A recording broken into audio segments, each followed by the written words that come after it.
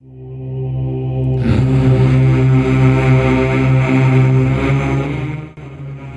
возникла Великая Татария и чем она стала? Казань. Институт истории имени Марджани. Академия наук Республики Татарстан. 2019 год. Рафаэль Хакимов.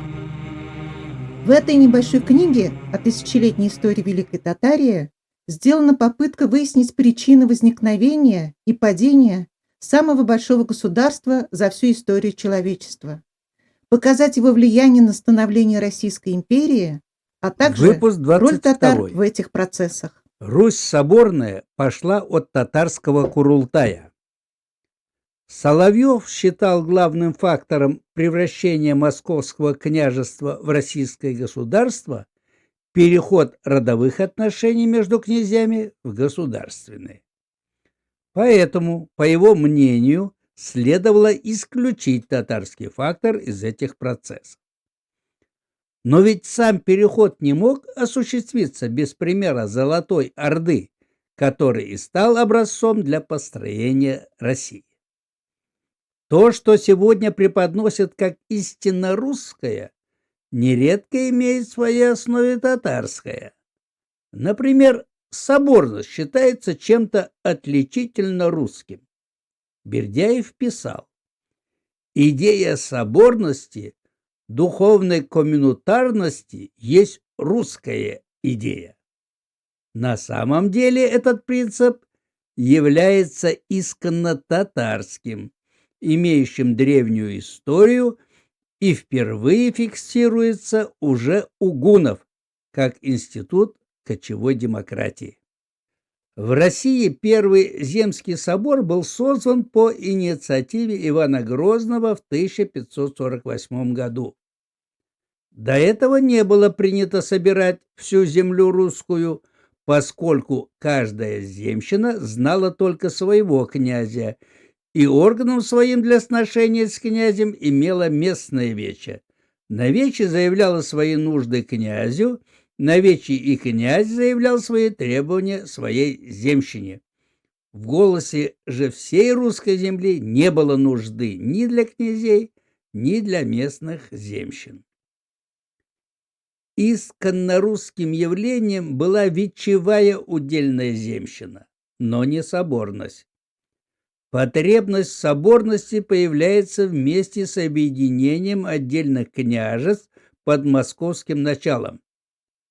Иван Грозный, заимствуя и продолжая дело постзолотоордынских ханов, взял на вооружение и один из типичных политических инструментов – Курултай.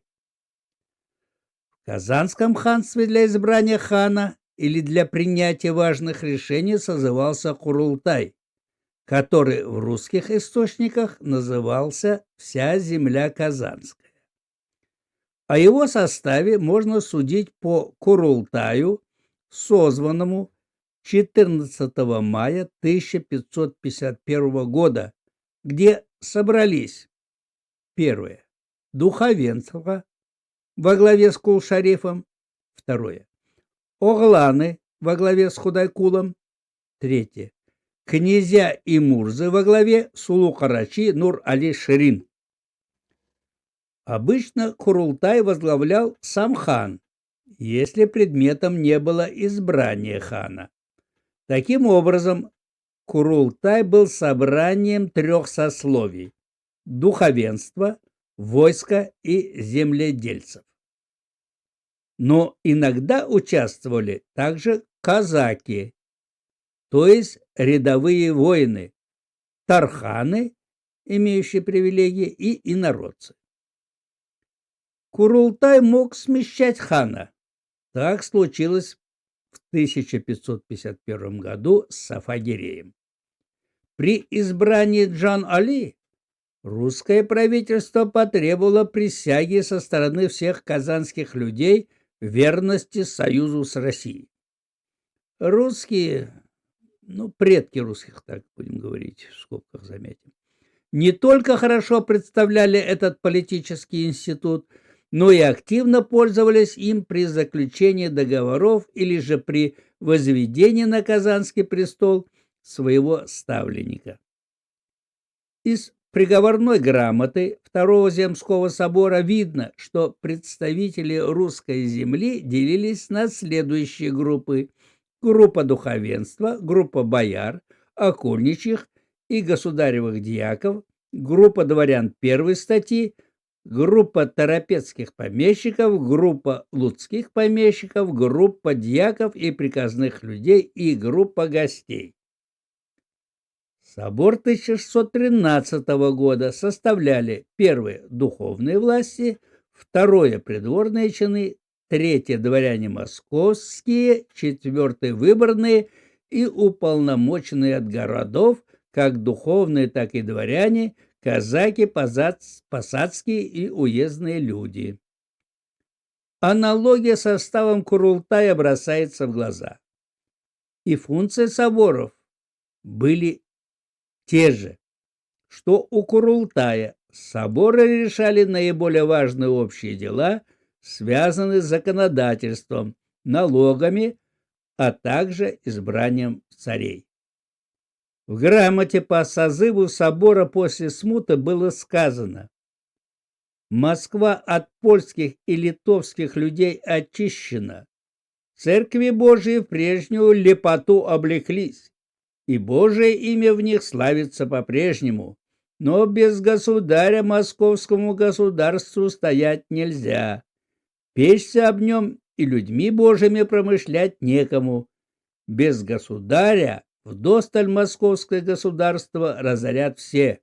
Без государя государство ничем не строится, и воровскими заводы на многие части разделяется, и воровство многое множится». Конец цитаты.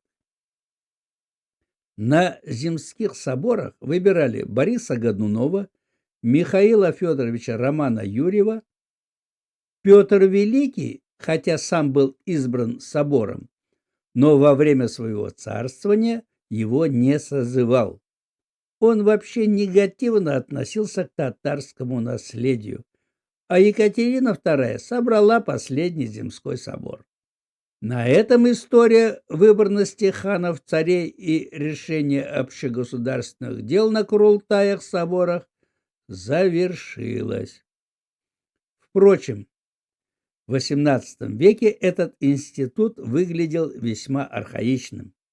Его следовало не ликвидировать, а заменить на более современный коллективный орган. У собора была тяга превратиться в представительное собрание, что могло изменить всю политическую судьбу России. Но Петр провозгласил себя императором, он не нуждался в выборном и контролирующем органе. Конец выпуска. Продолжение следует. Даваме бар. Ну вот и все. Пока-пока. До новых встреч!